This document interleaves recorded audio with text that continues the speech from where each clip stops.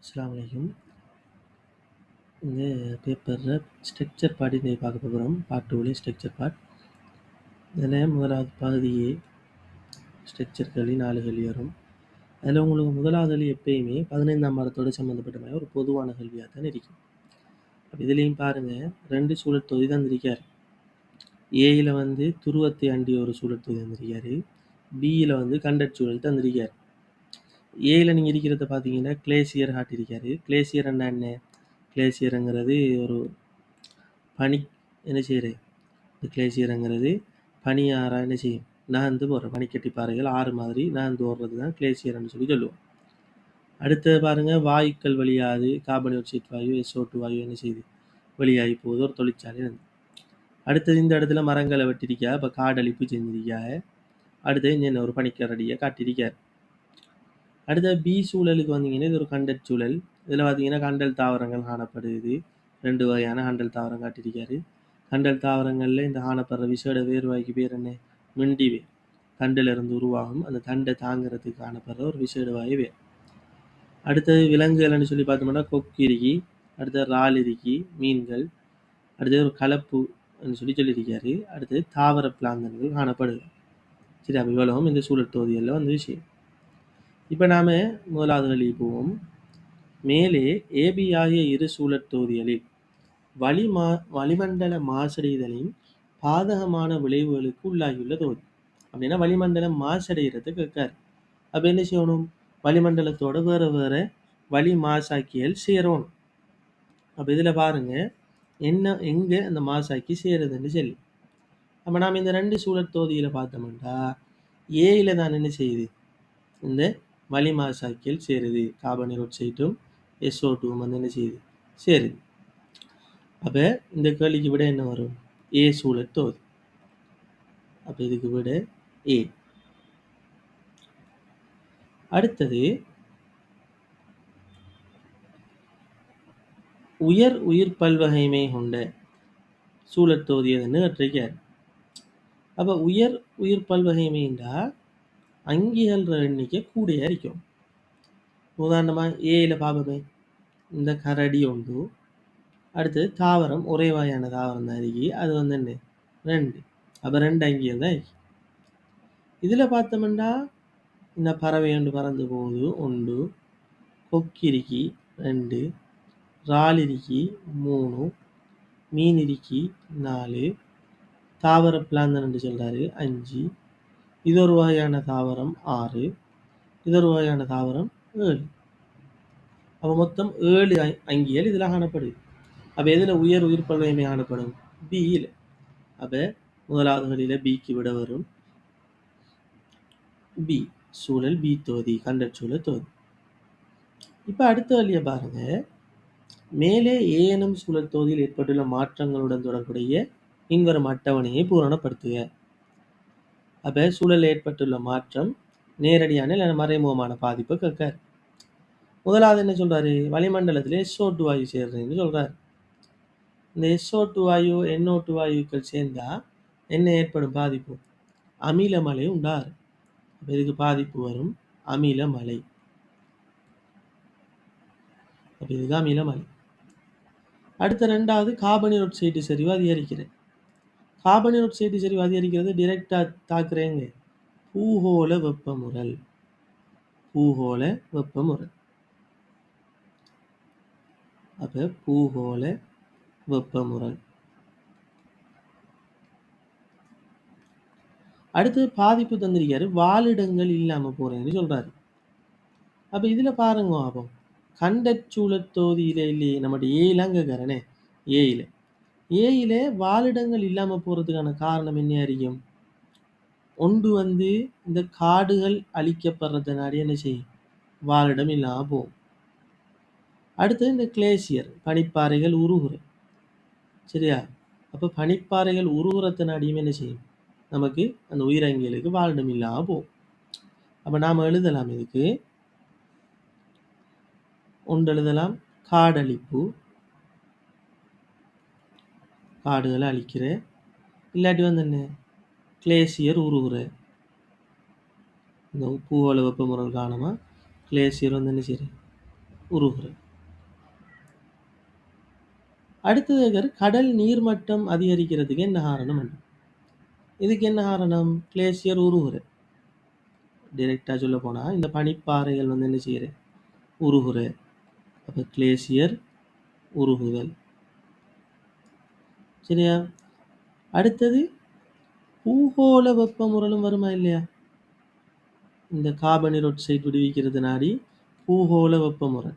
அப்ப அந்த பூகோள வெப்பமுறல் நாம எழுதாம என்ன எழுதலாம்? கார்பனீர் ஆக்சைடு செறிவு அதிகரிக்கிற இந்த மாற்றத்தால் என்ன செய்யும்? பூகோள வெப்ப ஏற்பட்டு கடல் நீரை என்ன செய்யும்? அதிகரிக்கும். சரியா? அப்ப இந்த ரெண்டுல ஏதாவது ஒண்ணு நீங்க என்ன செய்யலாம்? இதுக்கு எழுதலாம். அப்ப இந்த கேள்விக்கு இது வரும். இப்ப நாம அடுத்த கேள்வியை பார்ப்போம். சூழத்தொகுதி பியில் காணக்கூடிய 3 இணைப்புகளை கொண்ட ஒரு உணவுச் சங்கிலியை எழுதுக சொல்லி கேட்டிருக்காரு. அப்ப இதுல இருக்கிற உணவுச் சங்கிலி. இப்ப ஃபர்ஸ்ட்டுக்கு உணவுச் சங்கிலி என்ன வரணும்? தாவரம் வரணும். அப்ப இங்க இருக்கிற தாவரங்களை இருக்கிற விலங்குகள் சாப்பிடாது. என்னத்தை சாப்பிடும்? தாவர பிளாந்தனை சாப்பிடும். அப்ப தாவர பிளாந்தனை யாரு சாப்பிடுவா? மீன்கள் சாப்பிடும். சரியா? மீன்களை யாரு சாப்பிடுவா? கொக்கு சாப்பிடுவார். அப்ப உணவுச் சங்கிலி என்று எழுதலாமா இல்லையா? உணவுச் சங்கிலி என்று எழுதலாம். அப்ப உணவுச் சங்கிலி என்ன வரும்? ஃபர்ஸ்ட்டுக்கு தாவர பிளாந்தன்ல ஸ்டார்ட் ஆகும். அப்ப தாவர பிளாந்தன். தாவர பிளாந்தன். அதை யாரு சாப்பிட்றா? மீன். மீனை கொக்கு சாப்பிடுவது. சரியா? அப்ப மொத்தம் எத்தனை இணைப்பு வந்திருக்கு? 3 இணைப்பு. சரியா? அப்ப 3 இணைப்புண்டா தாவரம் விலங்கெல்லாம் சேர்ந்து 3 வரும். அப்ப 3 இணைப்பு வந்திருக்கு. அடுத்த உணவுச் சங்கிலிகள் நீங்க படித்த விஷயம் என்னன்னா, இந்த இது இணைப்பு குறைய குறைய என்ன செய்யும்? வினைத்திறன் அதிகரிக்கும். அதாவது கடைசி அரிக்கிற ஆளுக்கு குடைக்கிற சக்தி எப்படி இருக்கும்? கூடிய இருக்கும். அப்ப அது எம்சிக்யூ கேள்விகள்ல அப்படியும் வரலாம். வினைத்திறன் கூடிய உணவுச் சங்கிலி எது கேட்டா இணைப்புகள் குறைய இருக்கும். அப்ப நீங்க எண்ணி பார்த்து போட்டு இணைப்பு குறைய இருக்கிறத போட்டீங்கன்னா சரி. அப்ப இதுல 3 இணைப்புகள்னு சொல்லி அவர் கேட்டிருக்காரு. அப்ப 3 இணைப்புகள் என்று கேட்டபடியால நம்ம என்ன செய்யறோம்? 3 வாரமா எழுதுறோம். அப்ப எப்பயுமே ஸ்டார்ட் பண்ணக்குள்ள என்ன செய்யணும்? தாவரங்கள்ல ஸ்டார்ட் பண்ணணும். அடுத்தது கண்டற் தாவரச் சூழத்தொகுதியில் பியில் நிலைத்து வாழ்வதற்காக கொண்டுள்ள இசைவாக்கம். கண்டல் தாவரங்கள் இந்த பியில நிலைத்து வாழ்றதுக்கான கொண்டிருக்கிற இசைவாக்கத்தை உருவை அடிப்படையாக கொண்டு, நல்லா கவனமா வாசிக்கணும்.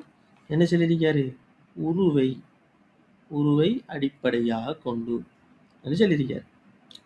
அப்ப இந்த உருவுல இருக்கிற இசைவாக்கத்தை தான் நீங்க எழுதணும்.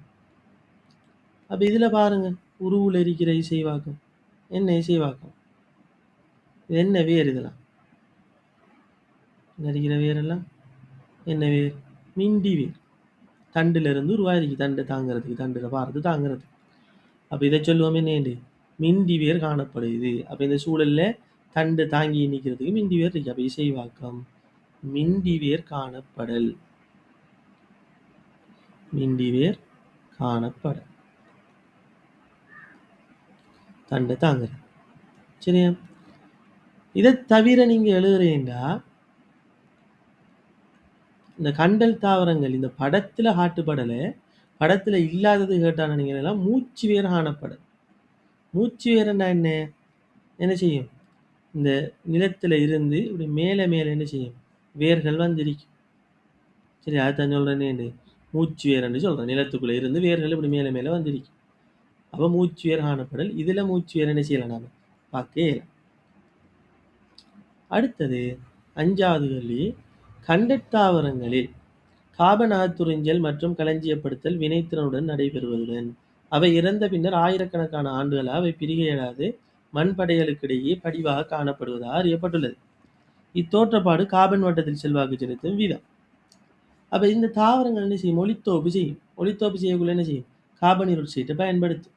அதனாடி வளிமண்டலத்துல கார்பனீர் ஆக்சைடு அளவு என்ன செய்வார்? வளிமண்டலத்துல சேர்ற காபனீரொட்சைற்ற அளவை சேரும் காபனீரொட்சைட்டின் அளவை குறைத்தல். சரியா? அப்ப இது கார்பன் வட்டத்திலே செல்வாக்கு செலுத்துற வினம். வளிமண்டலத்தில் சேர்ற கார்பன் டை ஆக்சைடு அளவு என்ன செய்யும்? குறைக்கும். அப்ப இவ்வளவும் ஏற்பாட்டுக்குள்ள வர கேள்வி. அப்ப பாருங்க, படங்களோட சம்பந்தப்பட்டு உங்களுக்கு வந்து என்ன 3வது கேள்வி 4வது கேள்வி. அப்ப அது 2 சேர்த்து 3 மார்க்ஸ். அடுத்தது 1வது கேள்வியில ஏயும் பியும் அதுக்கு 2. அப்ப 5 மார்க்ஸ். மொத்தம் இந்த படத்தோட சம்பந்தப்பட்டு உங்களுக்கு என்ன செய்யுது? 5 மார்க்ஸ் வந்துடுது. அதுக்கு அங்கால தான் என்ன செய்யுது? மற்ற கேள்விகள் வருது. சரியா? அது 15ஆம் பாடத்தோட சம்பந்தப்பட்ட கேள்விகளா இருக்கு. இப்ப நாம 1வது கேள்வியில அடுத்தது பி பாட்டுக்கு போவோம். பி பாட்டுல பாருங்க, இந்த படம் தந்து ஓட்டு கேட்கிற மாதிரி இப்ப என்ன ஒரு வரைவு ஒண்ணு தந்திருக்காரு. இந்த வரைவுல என்ன சொல்றாரு? தொற்றா நோய்கள் காரணமாக ஏற்படும் இறப்புகளின் எண்ணிக்கை. சரியா? தொற்றா நோய் அப்படின்னா ஒரு ஆள்ல இருந்து ஒரு ஆளுக்கு என்ன செய்யாது? பரவாத நோய். ஏற்படுற இறப்புகள் எண்ணிக்கை தொடர்புல இந்த உணவு கோலங்கள் மற்றும் உடற்திணிவு எப்படி செல்வாக்கு செலுத்துதுங்கிறது அறியப்படும் ஒரு சலாகை வரைவு தான் தந்திருக்கு. இதுல 5 டிசைன் போட்டிருக்காரு. அந்த 5 டிசைனுக்கு உரிய நோய்களை தந்திருக்காரு. அதுல கவனமா கவனிச்சுக்கணும். அடுத்தது பாருங்க, உணவு கோலமும் உடற்திணிவும் கீழே எக்ஸ் அச்சில் இருக்கு. அப்ப இதுல இவ்வளவும் என்ன இருக்கிறது? இந்த புள்ளிக்கோடு போட்ட மட்டுக்கும் உள்ளது உணவு கோலம். சரியா? அங்கால புள்ளிக்கோட்டுக்கு இஞ்சால இருக்கிற 3ம் உடற்திணிவோட சம்மந்தப்பட்டது. உடற்திணிவோட சம்மந்தப்பட்டது. இப்ப 5 வகையான நோய்களை சொல்றாரு. அடுத்தது வையச்சில பாருங்க, ஆண்டுக்கான இறப்பு என்னதுல தந்திருக்கி? மில்லியன்ல தந்திருக்கி. சில டைம்ல எண்ணிக்கை கேட்டா நீங்க என்ன செய்யணும்? மில்லியன் என்று எழுதணும் சேர்த்து. இந்த நம்பரோட சேர்த்து மில்லியன் என்று எழுதணும். அதுக்காண்டி தான் தாரேன்.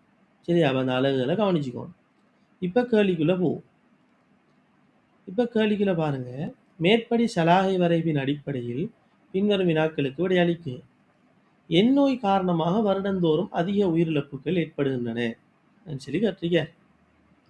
அப்ப இதுக்குள்ள நீங்க பார்க்கணும், இவ்வளவுத்துக்குள்ளேயும் சரியா, இது எல்லாத்துக்குள்ளேயும் நீங்க பார்க்கணும் எது கூடையா வந்திருக்கு. எல்லாத்தையும் சேர்த்து பார்க்கணும். எல்லாத்தையும் சேர்த்து எந்த டிசைன் கூடியா வந்திருக்குன்னு பார்க்கணும். அப்ப எந்த டிசைன் கூடியா வந்திருக்குன்னு பார்த்தோம்னா இந்த டிசைன் வந்திருக்கு கூடியா. சரியா? இதுல இதுல இதுல எல்லாத்துலயும் அந்த டிசைன் இருக்கு பாருங்க. மற்ற எல்லாம் சிலதுல இருக்கு, இது மட்டும்தான் எல்லாத்துலயும் இருக்கு. அப்ப எல்லாத்துலயும் மாறுதுனாடி இதான் கூட.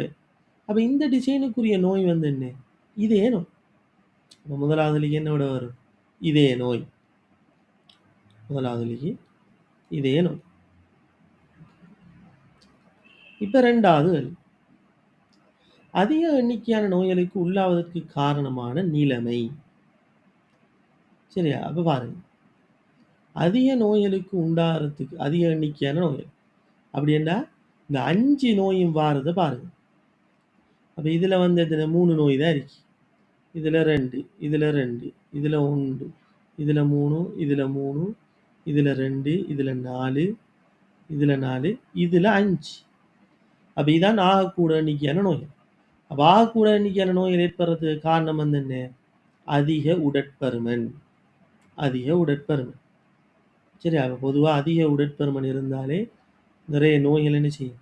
நமக்கு ஏற்படுறதுக்கு வாய்ப்பா அமையும். அப்ப என்ன? கணக்கான உடற்பருமனை கொண்டிருக்கணும்.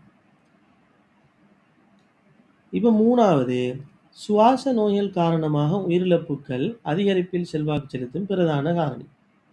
அப்ப வருவோம், சுவாச நோய்க்கு வருவோம். சுவாச நோய் வந்து என்ன குறியீடு? இந்த குறியீடு பிளேங்கா வெள்ளையா இருக்கிற குறியீடு. இது 2 இடத்துல வந்திருக்கு. ஒன்று நிறை குறைவிலையும் இன்னொன்று அதிக உடற்பருமன்லையும் வந்திருக்கு. எதுல கூடியா வந்திருக்கு? இதெல்லாம் கூடியா வந்திருக்கு. அப்ப இது சுவாச நோய் அதிகமாக ஏற்படுறதுக்கு காரணம் வந்து என்ன? நிறை குறைவு. அப்ப இதுக்கு விட வரும் நிறை குறைவு.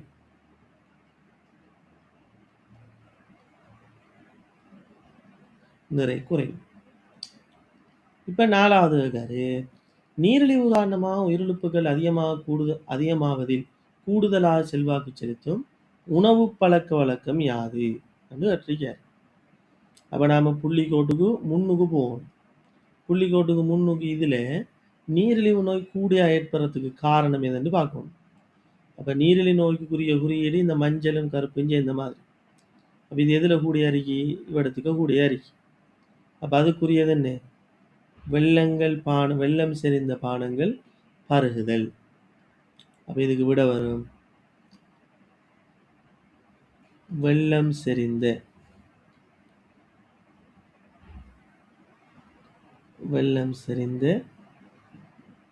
பானங்கள் பருகுதல். சரியா? 5வது வழி என்ன சொல்றாரு? பழங்களை உணவுடன் சேர்த்துக் கொள்வதால் பிரதானமாக எண்ணோய் நிலைமை காரணமாக ஏற்படும் இழப்புகளின் எண்ணிக்கையை குறைத்துக் கொள்ளலாம். அப்ப பழங்களை உணவோட சேர்க்கிறது எங்க குறையுதுன்னு பார்க்கணும். இந்த முதலாவதா இருக்கு உங்களுக்கு. பழங்களை உணவுடன் சேர்த்துக்கொள்ளும் அளவு குறையிற. அப்ப நாம கூடியா சேர்த்தோம்னா இதால ஏற்படுற நோய்கள் என்ன செய்யலாம்? குறைக்கலாம். அப்ப இந்த அளவு குறையறதுனால ஏற்படுற நோய்கள் 3 நோய்கள். என்னென்ன நோய்? இந்த கருப்பா காட்டியிருக்கிறது புற்றுநோய். சரியா? கேன்சர், புற்றுநோய். இந்த சாம்ப கலர் கிரே கலர்ல இருக்கிறது பாரிசவாதம். அடுத்தது இதே நோய். சரியா? இதே நோய். இந்த 3 நோயும் பழங்களை அளவு குறையறதுனால ஏற்படுறது. அப்ப நம்ம பழங்கள் அளவை கூட்டினோம்னா இந்த 3 நோயில இருந்து என்ன செய்யலாம்? பாதுகாக்கலாம். அப்ப கூடுதலா எந்த நோயில இருந்து பாதுகாக்கலாம்டா? கூடுதலா என்ன நோய் ஏற்படுது? பாரிசவாதம். அப்ப பாரிசவாதத்துல இருந்தா நம்ம என்ன செய்யலாம்? கூடுதலான பாதுகாப்பு பெறலாம். சரியா? அப்ப இங்க வரும் விட என்ன? 5வதுக்கு பாரிசவாதம். இந்த 5 கேள்வியும் முழுக்க இந்த வரைவோடையே சம்பந்தப்பட்டது. அப்ப ஏற்கனவே 5 மார்க்ஸ், இதுல 5 மார்க்ஸ், 10 மார்க்ஸ் முழுக்க படத்திலேயே வருது. அப்ப இது படம் பார்த்து விட எழுதுற மாதிரி தான். அப்ப என்ன செய்யணும்? கவனமா பார்த்து எழுதணும். இதுல மார்க்ஸ் எடுக்கிறோம் 15க்கு குறைஞ்சது ஒரு 5 மார்க்ஸ் ஆகுது இதுல எடுக்கலாம்.